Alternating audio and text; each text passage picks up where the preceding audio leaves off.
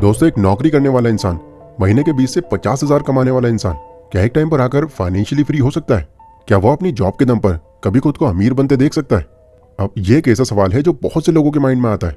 और माइंड में आए भी क्यों ना, भारत में करीब 70% लोग ऐसे हैं जो पैसा कमाने के लिए नौकरी ही करते हैं। अब यही सवाल बहुत टाइम से प्रीतम को भी सता रहा था।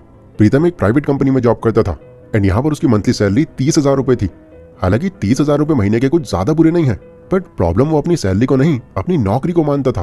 क्योंकि आए दिन वो इंटरनेट पर कुछ ऐसी बातें सुनता रहता कि नौकरी करके कोई भी अमीर नहीं बन सकता, नौकरी तुमको एक ट्रैप में फंसा देगी, नौकरी से तुम कभी भी अपनी पसंद की लाइफ नहीं जी पाओगे। इन सब बातों ने प्रीतम के माइंड में नौकरी को लेकर एक नेगेटिव इमेज क्रिएट कर दी थी एंड इस वजह से वो ना तो सही से अपने काम पर फोकस कर पाता और ना ही ज्यादा खुश नजर आता। अब इसी के साथ में इसका एक कलीग था, रिहान नाम का। वो प्रीतम को इस हालत में पिछले कई दिनों से नोटिस कर रहा था। एक दिन जब लंच ब्रेक हुआ तो रिहान प्रीतम के पास आकर बैठ गया। उसने कहा कि भाई, मैं तुझको बहुत टाइम से नोटिस कर रहा हूँ, ना आजकल तेरा ज्यादा काम पर ध्यान है और ना ही तू ज्यादा खुश नजर आता। आखिर बात क्या है यार, मुझे तो बता। तो प्रीतम रिहान को बताता है कि यार, कुछ टाइम से मेरे मन में एक डाउट चल रहा है और ये डाउट मुझे बहुत परेशान कर रहा है। कैसा डाउट? डाउट ये कि क्या नौकरी करके मैं कभी फाइनेंशियल फ्रीडम पा सकता हूँ? क्या नौकरी पर रहते हुए भी मैं अपनी पसंद की लाइफ जी सकता हूँ? मैं इंटरनेट पर जब इस बारे में दूसरों की राय जानता हूँ तो ओवरऑल वहां से मुझे सिर्फ एक ही जवाब मिलता है कि एक जॉब करने वाला इंसान कभी भी फाइनेंशियली फ्री नहीं हो सकता, वो कभी अमीर नहीं बन सकता। तो ये सुनकर रिहान ने प्रीतम को समझाया, देखो यार, ऐसा नहीं है। अगर तुम एक नौकरी को लेकर ये सब सोचते हो तो शायद अभी तक तुमने नौकरी की सिर्फ एक ही साइड को देखा है। तुम्हें क्या लगता है जो लोग बिजनेस करते हैं क्या वो भी एकदम से अमीर बन जाते हैं? अगर तुम एक्चुअल स्टैटिस्टिक्स पर नजर डालो, इवन अपने आसपास भी देखो, तो तुमको कई ऐसे लोग मिल जाएंगे जो काफी पैसे वाले हैं और वो भी नौकरी ही करते हैं। इनको भी छोड़ो, तुम मुझे देखो, मेरी सैलरी भी तुम्हारी ही जितनी है, बट मेरे माइंड में कभी ये बात नहीं आई क्योंकि मेरे अंदर फाइनेंशियल डिसिप्लिन है। मुझे यकीन है कि जिस तरह से मैं अपने फाइनेंसेस को मैनेज करता हूँ, मैं एक टाइम पर फाइनेंशियल फ्रीडम जरूर अचीव कर लूंगा, वो भी एक जॉब करते हुए। रिहान, तुम ऐसा क्या कर रहे हो और ऐसी कौन कौन सी बातें तुम जानते हो? मुझे भी बताओ यार, ताकि मैं भी उनको अपनी लाइफ में अप्लाई कर सकूं। ठीक है, मैं तुमको बताता हूँ। मैं स्टेप बाय स्टेप तुमको समझाता हूँ कि एज सैलरीड पर्सन मैं कैसे अपने फाइनेंसेस को सही से मैनेज कर पाता हूँ। अब देखो, पहले मैं तुमको पैसा संभालना बताऊंगा, फिर ये बताऊंगा कि तुमको पैसा सेव कैसे करना है, देन मैं बताऊंगा कि पैसा इन्वेस्ट कैसे करना है, और आखिर में तुमको बताऊंगा कि पैसा ग्रो कैसे करना है। इन सब बातों को नोट कर लेना ताकि तुम भूल ना जाओ। सो एज सैलरीड पर्सन मेरा सबसे पहला नियम यह है कि मैं क्विक रिच जैसी स्कीम से खुद को हमेशा दूर रखता हूँ। मेरा 24 साल का एक पड़ोसी है, रौनक नाम का। वो डेटा एंट्री की जॉब करता है, बट वो इंसान अपने आप से अभी जरा भी खुश नहीं है।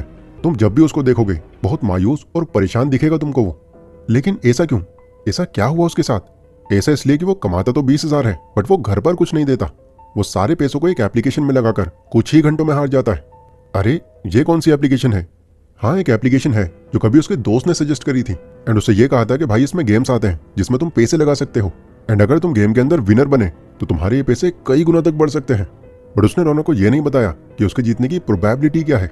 उसके जीतने की प्रोबेबिलिटी लिटरली 100 में से 0.00001% है और इसी वजह से वो तब से लेकर अब तक यहाँ पर पैसे डालकर हार ही हार रहा है। बट रिहान, वो छोड़ता क्यों नहीं है ऐसा एप्लीकेशन को? प्रीतम, मैंने उसको कई बार समझाया है, बट वो ये कहता है कि भाई, मैं जीतने के लिए नहीं खेल रहा, बस अब तक जितने भी पैसे मैं यहाँ हारा हूँ एक बार वो रिकवर कर लूँ, फिर कसम खाता हूँ इसको कभी हाथ नहीं लगाऊंगा। मतलब उसने जल्दी अमीर बनने के चक्कर में खुद को बहुत बुरी तरह से फंसा लिया एंड अब वो यहाँ से चाहकर भी बाहर नहीं निकल पा रहा। प्रीतम, ये सब मैं तुमको इसलिए बता रहा हूँ क्योंकि तुम भी जल्दी अमीर होना चाहते हो एंड तुमको भी आगे लाइफ में कई ऐसे लोग मिलेंगे जो जल्दी अमीर बनने की अलग अलग स्कीम्स लेकर आएंगे, तुमको सपने दिखाएंगे। बट इस चक्कर में हो सकता है कि रौनक की तरह तुम भी ऐसे ही किसी ट्रैप में फंस जाओ। इसलिए सबसे पहली सीख मेरी तुमको यह है कि इन चीजों से जितना हो सके तुम दूरी बनाकर रखना, क्योंकि एक बार अगर तुम्हें इन चीजों की लत लग गई तो फिर भले ही तुम्हारी मंथली सैलरी 50,000 ही क्यों ना हो, तुम कभी भी फाइनेंशियली फ्री नहीं बन पाओगे। Rule number 2, it's not about your salary, it's about your surplus. अच्छा, मैं तुमसे एक सवाल पूछता हूँ। एक तरफ ए पर्सन है जो मंथली 30,000 रुपए कमाता है और एक तरफ बी पर्सन है जो मंथली 50,000 रुपए कमाता है, तो मुझे तुम ये बताओ कि इन दोनों में ज्यादा जल्दी अमीर कौन बनेगा? प्रीतम ने कहा कि यार, ये कैसा सवाल है, इसका जवाब तो कोई बच्चा भी दे देगा। ऑफ कोर्स वो जल्दी अमीर बनेगा जो 50,000 महीना कमाता है। प्रीतम, ये गलत जवाब है। तुमने इनकी सैलरी जानकर पहले ही जवाब दे दिया, बट इनका सैलरी सरप्लस ये तो तुमने जाना ही नहीं। मतलब मैं समझा नहीं। सैलरी सरप्लस यानी तुमने जो कमाया उसमें कितना खर्च किया और कितना बचाया।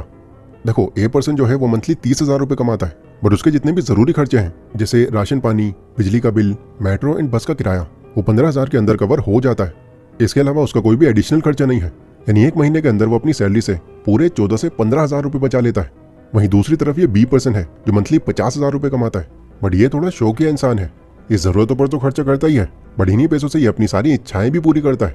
जैसे हर वीकेंड पर घूमने निकल जाना, पार्टीज करना, घर से ज्यादा बाहर का खाना, कोई भी चीज पसंद आते ही फौरन बाय कर लेना। एंड इन सब चीजों के चलते वो महीने के आखिर में आकर मुश्किल से 2 से 3 हजार रुपए बचा पाता है। तो प्रीतम, अब बताओ कौन जल्दी अमीर बनेगा या लॉन्ग टर्म में किस पे ज्यादा पैसा होगा? हाँ, ये ए पर्सन के पास। देखो, इससे मैं तुमको ये समझाना चाह रहा हूँ कि तुम कितना कमाते हो, इससे ज्यादा ये मैटर करता है कि तुम कितना बचा पाते हो। अभी तुम्हारी मंथली सैलरी 30,000 रुपए है, बट महीने के आखिर तक पूरी सैलरी तुम यूं ही खत्म कर दे रहे हो। तो तुम ये फिर सोच भी कैसे सकते हो कि आने वाले टाइम में तुम फाइनेंशियली अपनी लाइफ खुलकर जी सकोगे या पैसों के मामले में अच्छी पोजीशन पर होगे? तुम अगले 5 साल तो छोड़ो, अगले 10 साल बाद भी इसी डर में जी रहे होगे जिसमें आज हो, क्योंकि इनफ पैसा होगा ही नहीं तब भी तुम्हारे पास। इसलिए दूसरी सीख मेरी तुमको ये है कि अपने खर्चों को सही से मैनेज करना सीखो। जब हमको ये मालूम होता है कि हमारी सैलरी के अलावा एक एक्स अमाउंट हमारे अकाउंट में और पड़ा है, तो ये सोचकर ही हमारा कॉन्फिडेंस खुद ब खुद बढ़ जाता है। अब देखो, इससे मैं तुमको ये नहीं कह रहा कि तुम अपने शौक भी पूरे मत करो। मेरी भी सैलरी तुम्हारी ही जितनी है, 30,000 रुपए। शौक मैं भी पूरे करता हूँ, बट मेरे शौक पूरे करने का एक दायरा है। मैं कभी भी अपने शौक पर अपनी सैलरी का 20% से ज्यादा खर्च नहीं करता, और इसी के चलते मैं काट पीट कर महीने के 10 से 12 हजार तो अपने पास बचा ही लेता हूँ। एंड ये मैं पिछले 2 सालों से कर रहा हूँ। तो तुम भी इस बात को समझो, ताकि तुम्हारे अंदर से पैसा ना होने का ये डर खत्म हो जाए। तीसरा रूल है never ignore your health insurance. Rihan Pritam से पूछता है, अच्छा, क्या तुमने अपना या अपने घर में किसी का हेल्थ इंश्योरेंस करा रखा है? तो प्रीतम ने बड़ी हैरानी से पूछा, ये सैलरी के बीच में हेल्थ इंश्योरेंस कहाँ से आ गया? मुझे हेल्थ इंश्योरेंस कराने की क्या जरूरत? मैं तो एकदम ठीक हूँ और मेरी फैमिली भी बढ़िया है। तुम सैलरी के बारे में बताओ ना। तो रिहान ने प्रीतम को समझाया, प्रीतम, मैं कोई अलग बात नहीं कर रहा, ये पॉइंट भी तुम्हारे फाइनेंस से ही जुड़ा है एंड बहुत इंपॉर्टेंट है तुम्हें जानना। असल में मेरे एक रिलेटिव है जो कुछ टाइम पहले तक तो बहुत अच्छी लाइफ जी रहे थे। कुछ टाइम पहले तक मतलब अब क्या हुआ उनको? अभी 3 महीने पहले उनकी वाइफ को अचानक से हार्ट अटैक आ गया एंड इमीडिएटली उनको एक प्राइवेट हॉस्पिटल में एडमिट करना पड़ा। अब सोचो, अगर कोई तुम्हारा अपना अचानक से इस कंडीशन में आ जाए तो क्या करोगे तुम? ऑब्वियसली उनको ऐसे तो छोड़ोगे नहीं, उन्हें बचाने के लिए तुम पूरा जोर लगा दोगे। तो उनको भी जितना ज्यादा खर्चा डॉक्टर बताते गए वो बिना ज्यादा सोचे समझे करते चले गए। आज उनकी हालत ये हो गई है कि उनकी सेविंग्स तो गई, साथ ही उनके सर पर 6 लाख का कर्जा और हो गया एंड अभी उनके मेडिकल एक्सपेंसेस चल ही रहे हैं। अब सोचो, अगर उनकी वाइफ का पहले से ही हेल्थ इंश्योरेंस होता तो आराम से वो इंश्योरेंस क्लेम करके अपने मैक्सिमम मेडिकल एक्सपेंसेस को मैनेज कर लेते। देखो प्रीतम, मैं तुमको डरा नहीं रहा, बट हादसा कभी भी बताकर नहीं आता। ये कभी भी किसी के साथ भी हो सकता है, बट प्रॉब्लम तो वही है कि हम ऐसी चीजों के लिए तैयार ही नहीं रहते। एंड जब ऐसा कुछ अचानक से हमारे साथ में होता है तो हमारी 5-10 साल की सेविंग्स यूं ही चुटकियों में खत्म हो जाती है। इनफैक्ट उल्टा कर्ज तक में पड़ जाते हैं हम। एंड एक बार भारी कर्ज में डूबने का मतलब है कि आप फाइनेंशियल तौर पर अब तो आप बिल्कुल भी ग्रो कर ही नहीं सकते। इसलिए फाइनेंशियल फ्रीडम पाने से पहले इसके बीच में आने वाले बैरियर्स को काबू में करो। मुश्किल से इसमें साल के तुम्हारे 12 से 13 हजार रुपए जाएंगे, बट एक बहुत बड़े मेडिकल एक्सपेंस से खुद को सेव कर लोगे तुम। Rule number 4, to increase your income, increase your skills and education. अब देखो, अगर तुमको अपनी इनकम बढ़ानी है तो एक जैसी सैलरी के थ्रू तो ये पॉसिबल नहीं है। इस पोजीशन पर सैलरी तुम्हारी एक बार बढ़ सकती है, 2 बार बढ़ सकती है, बट वो बार बार नहीं बढ़ेगी। तो तुमको चाहिए कि तुम्हारी 9 to 5 की जॉब के बाद में 5 to 9 के बीच में एक अनदर इनकम सोर्स भी हो, जहां से तुम्हारे रेगुलर बेसिस पर और पैसा बनता रहे। लाइक मैं अगर अपनी बात करूं तो बहुत टाइम से मैं देख रहा हूं कि ऑनलाइन मार्केट के अंदर 2D एनिमेटेड वीडियोस की डिमांड काफी बढ़ती जा रही है। कंपनीज हो या इन्फ्लुएंसर्स अपनी बातों को एक्सप्लेन करने के लिए 2D एनिमेशन का ही यूज कर रहे हैं। तो मैंने भी creatorstrike.in पर जाकर 2D एनिमेशन के ऊपर एक कोर्स बाय कर लिया जो मुझको सिर्फ 399 रुपीज का पड़ा। देन एक बार इसको प्रॉपर्ली सीख जाने के बाद मैंने फाइवर पर अपना अकाउंट बनाया और वहां पर कुछ सैंपल्स अपलोड कर दिए। एंड जब यहाँ से मुझे काम मिलने लग गया एंड मेरा एक अच्छा पोर्टफोलियो क्रिएट हो गया, तो मैंने फिर उन इन्फ्लुएंसर्स को भी मेल करना शुरू कर दिया जो इसी तरह की वीडियोस बनाते हैं।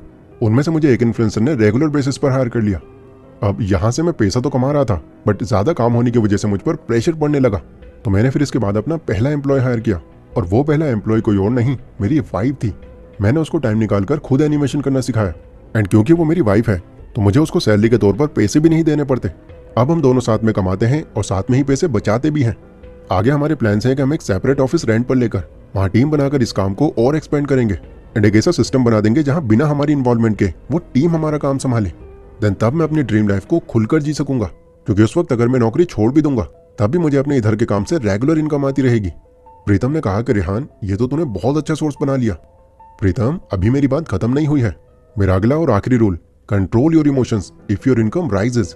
देखो, एनिमेशन और जॉब वगैरह सब मिलाकर मैं और मेरी वाइफ महीने के लगभग 60,000 रुपए कमा रहे हैं। हम चाहें तो एक एक्सपेंसिव फोन आराम से अफोर्ड कर सकते हैं, EMI पर एक महंगी बाइक निकलवा सकते हैं, कार तक निकलवा सकते हैं, मूवीज देखने के लिए बड़ी LED स्क्रीन खरीद सकते हैं।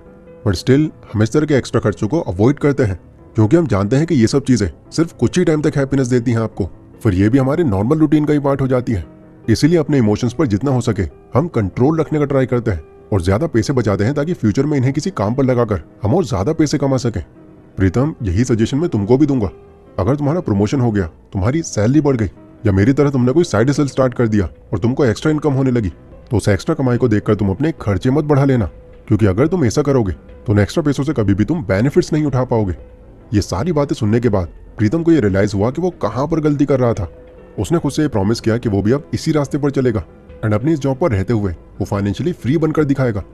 दोस्तों, मैं उम्मीद करता हूँ कि ये सब बातें आपको भी अच्छे से समझ आई होंगी और पता चला होगा कि कैसे अगर एक सिस्टमैटिक तरीके से चला जाए और पैसे कमाने के साथ साथ पैसे बचाने पर भी फोकस किया जाए तो कोई भी इंसान जॉब पर रहते हुए भी अमीर बन सकता है। ये वीडियो अगर आपको पसंद आई हो तो इसको लाइक जरूर कर देना एंड अगर आप भी 2D एनिमेटेड वीडियोस बनाना सीखकर एक नए स्किल पर काम करके अपनी इनकम बढ़ाना चाहते हो तो इसके कंप्लीट कोर्स का लिंक मैंने डिस्क्रिप्शन में दिया हुआ है, जहां पर आप सिर्फ 399 रुपीज में इस तरह की कमाल की वीडियोस सिर्फ 20 दिनों में बनाना सीख सकते हो।